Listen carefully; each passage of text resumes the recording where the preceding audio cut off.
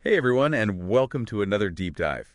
I'm really excited for this one because we're heading to Antarctica to explore some of the most chilling mysteries surrounding the continent. Oh, yeah. I'm definitely feeling those chills already. You and me both. Ugh. We've got a ton of fascinating sources to unpack today. Audio clips, historical accounts, scientific reports. Woo, even a few conspiracy theories sprinkled in. You know it. Those what-if scenarios that make you question everything. Exactly. It's a mix of hard science and pure imagination that makes Antarctica so captivating, right? Right. It's this incredibly harsh environment, A real hub for scientific discovery. but also this blank canvas for some of the most wild stories and theories. It's a unique blend for sure. And that's exactly what we're here to explore today. Think of this deep dive as a journey from the familiar stories of Antarctica. To those mind-boggling mysteries hidden beneath the ice. Absolutely. I think a great place to start is how Antarctica has been portrayed in fiction and pop culture. It seems like that vast icy landscape just begs to be a setting for adventure and mystery. What do you think? Yep, I'm with you there. It's ripe for storytelling for sure. Yeah. Jules Verne's classic 20,000 Leagues Under the Sea immediately comes to mind. Who could forget Captain Nemo planting his flag at the South Pole? Claiming it for himself. It's such a powerful image. It Mhm. really set the stage for how we view Antarctica as this unexplored frontier ripe for the taking. That's a great example. And it's interesting how the tone of those stories about Antarctica shifted over time.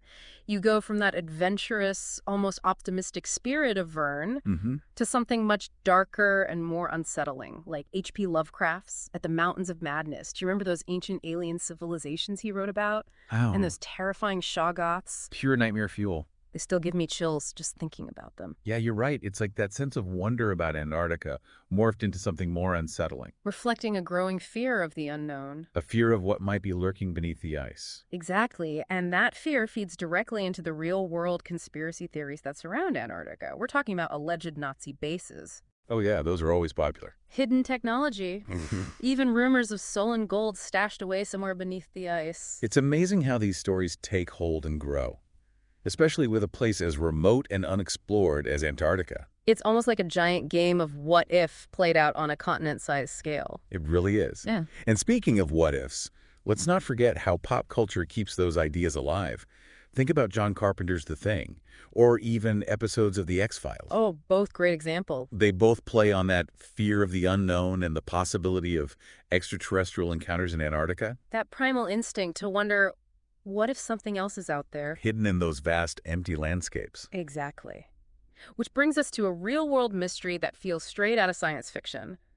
Lake Vostok. Okay, all ears. I've heard whispers about Lake Vostok. This is where things get really interesting. I'm ready. Imagine a lake the size of Lake Ontario, Wow. but buried under miles of solid ice, untouched by sunlight for millions of years. That's incredible. So it's completely isolated. Completely. That's Lake Vostok, a subglacial lake, meaning it's totally encapsulated by ice. But here's the kicker. Despite those extreme conditions, it's teeming with life. Wait, really? Life down there? Yeah, we're talking about unique ecosystems, potentially even undiscovered life forms. And have adapted to this incredible isolation. Billions of years of isolation. That's like opening a time capsule from Earth's distant past. A gold mine for scientific discovery. I can only imagine. But here's where the mystery deepens.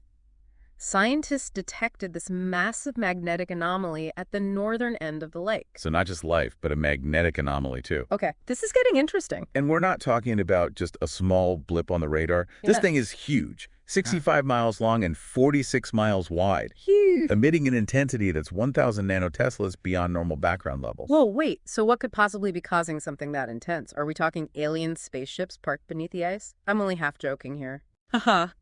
Well, let's stick with science for a moment. An Australian geologist named Harry Mason believes the anomaly points to a massive geological structure under Lake Vostok, Okay, a massive structure. possibly a thinner section of the Earth's crust. So thinner than it should be. Yes, and this actually links to some fascinating theories by Professor Thomas Gold. Oh yeah, I'm familiar with Thomas Gold's work. Wasn't he the one who proposed that Methane and other gases could escape from the Earth's mantle You got it. through these kinds of geological features. Exactly. He argued that these gases could even be a source of energy for life forms in places like Lake Vostok. Okay, so you've got this potential energy source combined with a massive magnetic anomaly. It's practically begging for some out-of-this-world explanations. It is. It really is. You know, the conspiracy theories must be going wild with this one. I'm sure they are. I've heard everything from sprawling underground Nazi cities with millions of inhabitants to stolen printing presses churning out counterfeit currency. Heck, some even claim there are connections to Pleiadians and Men in Black down there. It's like someone threw Lovecraft's stories into a blender with a Cold War spy thriller. It's certainly a recipe for an imaginative tale. But let's not forget that even the wildest theories often have a kernel of truth that makes them so compelling. And remember, the Nazis did have a documented interest in Antarctica. That's true. So let's get back to those Nazi expeditions for a minute. I know they weren't just down there for the penguin watching, right? Definitely not. In 1938, a German expedition set sail for Antarctica aboard the Schwabenland. It's Schwabenland. Yeah, and they used these massive Dornier airboats to explore the continent, covering vast areas in search of... Well, that's where things get murky. I'm guessing they weren't there to study the local flora and fauna. What were they after? Officially, they were interested in whale oil Whale oil. and establishing a whaling base. Okay. But there's speculation that they were looking for something much more valuable. Like what? Some believe they discovered vast mineral deposits, or even ice-free areas with geothermal activity resources that could be strategically important. For a nation on the rise. Yay. And this is where that alleged Base 211 comes into play, right? Yeah. That supposed hidden Nazi fortress that's fueled so many conspiracy theories. Exactly. It's said to be tucked away in the Mula-Kaufman Mountains, an area known for its geothermal activity and vast cave systems. Interesting. And this is where the story takes an even more intriguing turn, because it ties into a later American expedition, Operation High Jump. Operation High Jump, led by the famed Admiral Richard Byrd. You know, Wasn't this right after World War II? you're right, 1947 to be exact. Officially, Operation High Jump was about testing military equipment in extreme conditions, you know, cold weather training and whatnot. Makes sense. But the timing, the sheer scale of the operation, and the intense secrecy surrounding it have always fueled speculation. That it was about something more. Much more than just scientific exploration. Wait a minute. Are we talking about a potential face-off between the Americans and a hidden Nazi base? That's the stuff of movies. Well, there's an intriguing account from a Chilean newspaper, El Mercurio, in which Admiral Byrd allegedly warned of the need for defense Defense. Against what? against enemy aircraft coming from the polar regions. Whoa. That little detail has certainly added fuel to the fire of conspiracy theories. Absolutely. And of course, the whole mystery is amplified by the fact that Admiral Byrd's personal logs from Operation High Jump remain classified to this day. Classified. What was he hiding? What did he see down there? I guess we'll have to wait for those files to be declassified. Hopefully someday. But in the meantime, we've got another mystery to unravel. And this one involves an ancient map that seems to defy the very history of Antarctic exploration. You're talking about the Piri Race map, right? The one and only. This is where we delve into the possibility of a much older, even more mind-boggling history for Antarctica, one that might completely rewrite what we think we know about ancient civilizations. All right, lay it on me. What's so special about this Piri Race map? Imagine a 16th century Turkish map that depicts the coastline of Antarctica with stunning accuracy. But here's the catch. This map was created centuries before Antarctica was officially discovered. Hold on. How is that even possible? Was there some kind of time-traveling cartographer we don't know about? Ha! That's the million-dollar question. The map doesn't just show the coastline. It seems to depict features that are currently hidden beneath the ice. Beneath the ice. Yeah. We're talking about mountain ranges, rivers, even land masses that are now completely submerged. So you're saying that whoever created this map or the sources they used had knowledge of Antarctica in an ice-free state? Potentially thousands of years ago. Okay, my mind is officially blown. Someone mapped Antarctica thousands of years ago and it was a completely different landscape. How could ancient civilizations have possibly known about this continent, let alone mapped it with such detail? That's the puzzle that has researchers scratching their heads.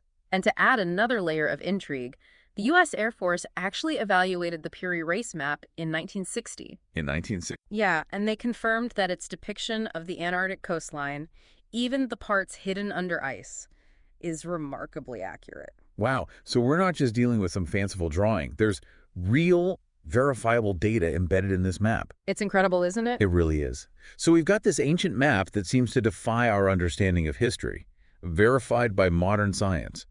But where did this knowledge come from? Who were these ancient cartographers, and how did they possess such detailed information about a seemingly lost continent?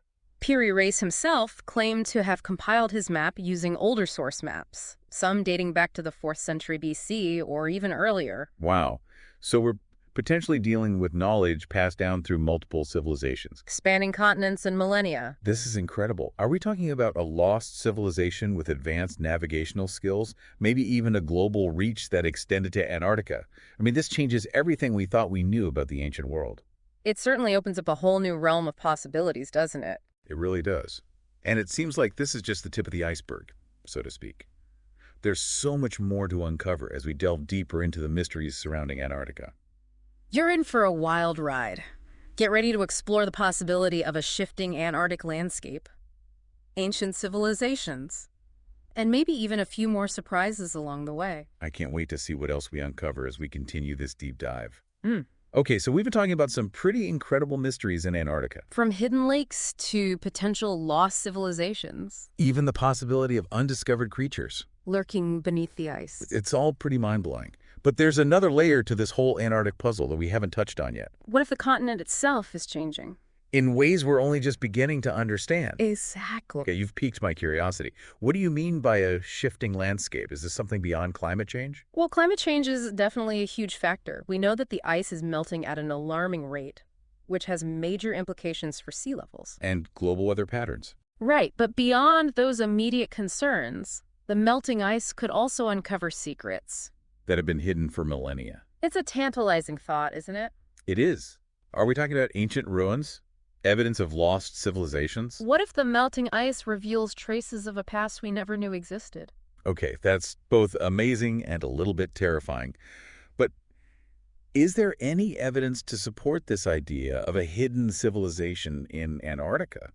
I mean, beyond the Piri Reis map, which is already incredible on its own. There are intriguing hints scattered throughout history. Take Edgar Allan Poe, for instance. Poe, the master of the macabre. In his novel, The Narrative of Arthur Gordon Pym of Nantucket, he describes a journey to Antarctica where the climate becomes warmer beyond a certain latitude. Warmer. That's interesting. But Poe wasn't a scientist, right? It's just a story. True, but it's curious that he wrote about a warmer Antarctica. Long before any real exploration took place. Exactly. And then there's the account of a Russian explorer named Dumrova, who supposedly discovered an unknown landmass beyond the South Pole in 1929. An unknown landmass beyond the South Pole. It's mentioned in a book called The Hollow Earth by Dr. Raymond Bernard. Okay, so we're venturing into some less conventional sources here, but I appreciate the effort to connect the dots. Are there any more tangible clues? Something we can actually see and touch? Well, there's the intriguing case of Operation High Jump, which we discussed earlier. Right. Remember how the operation was abruptly halted and Admiral Byrd's logs were classified? Yeah.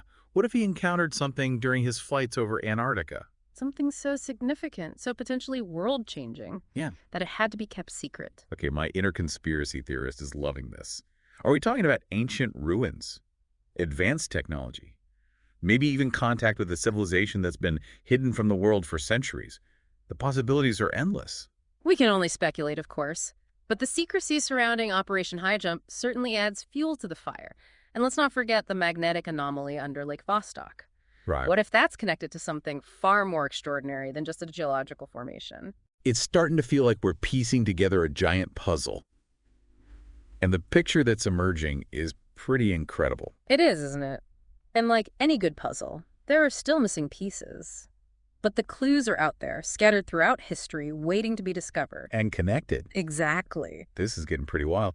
What if Antarctica is the key to unlocking a whole hidden chapter of human history? A chapter that could change everything we thought we knew. About our past and our place in the universe. It's a tantalizing possibility, and one that begs us to keep exploring, keep questioning, and keep looking for answers in the most unexpected places. But, you know, with all this talk about hidden civilizations and ancient mysteries, it makes me wonder about something else. Could there be undiscovered creatures lurking beneath the ice, too? Like real ones? We were talking about Lovecraft's Shoggoths earlier.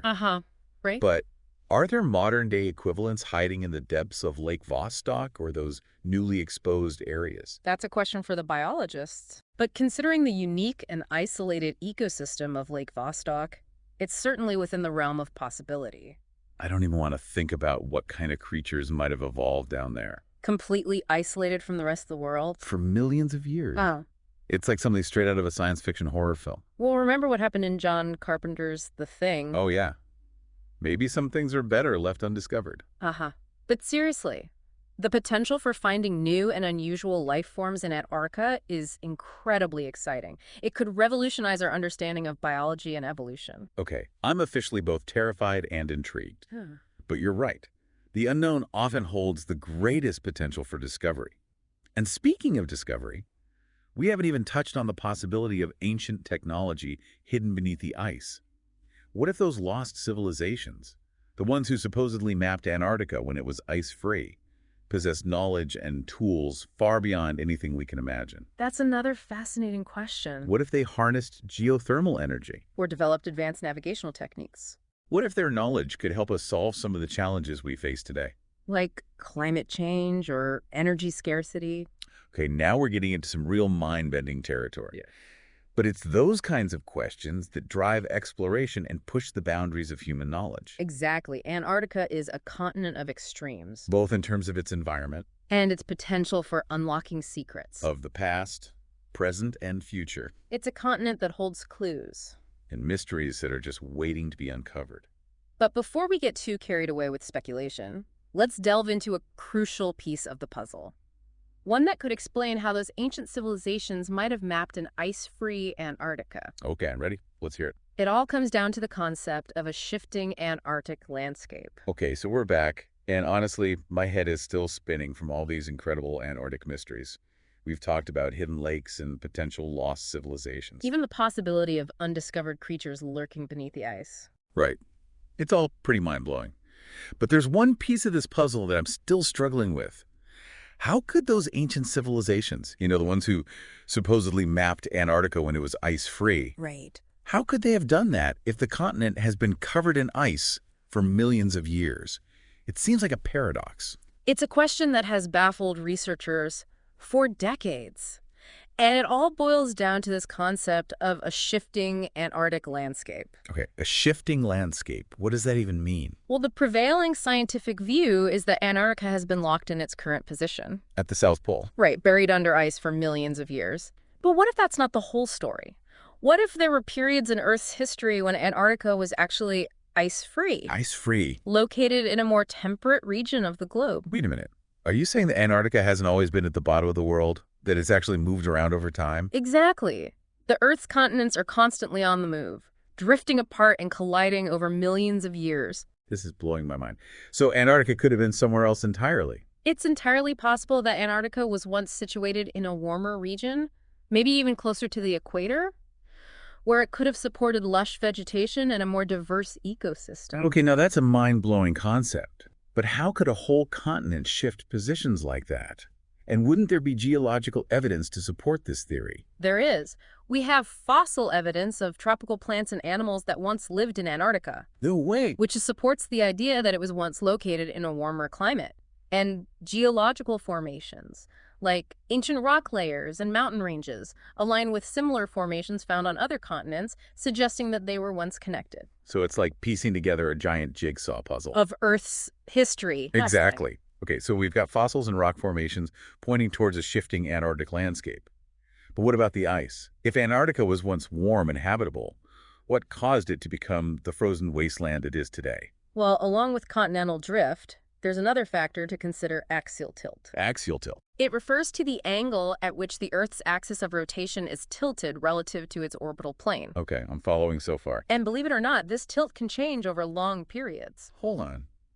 Are you saying that the Earth's tilt can actually change? I thought that was a constant. It's not as constant as you might think. Over vast stretches of time, the Earth's axis can wobble like a spinning top. A wobble. Yeah, and this wobble, along with other gravitational influences from planets like Jupiter and Saturn, can cause the axial tilt to shift by a few degrees. Okay, so even a small change in the Earth's tilt could have a big impact on climate. A huge impact. Think about it. If Antarctica drifted towards the South Pole and the Earth's tilt shifted, it would have received less direct sunlight, leading to a gradual cooling and the formation of those massive ice sheets. Wow.